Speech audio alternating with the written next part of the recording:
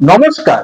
আমরা অনেকের কাছ থেকে শুনে থাকি যে তাদের বাড়িতে নাকি কালা জাদু নাকি করা হয়েছে এবং এরকমও শুনে থাকি যে তাদের বাড়িতে নেগেটিভ এনার্জি রয়েছে, নজর দোষও রয়েছে। আপনাদের বাড়িতে কালা জাদু বা নেগেটিভ এনার্জি বা নজর দোষ রয়েছে কিনা একটি ছোট্ট পরীক্ষার মাধ্যমে আপনারা জানতে পারবেন। আপনারা কি করবেন?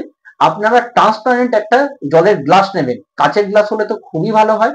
সেই গ্লাসে কিছুটা পরিমাণ জল ভরে তাতে ১ চামচ নুন সেখানে মিশিয়ে সেই গ্লাসটিকে এমন একটি জায়গায় রাখবেন যেই জায়গায় কোনো রকম ঘরের কোনো ঝুট ঝামেলা না থাকে এবং সেইখানে কোনো রকম কারোর কোনো দৃষ্টি না পড়ে।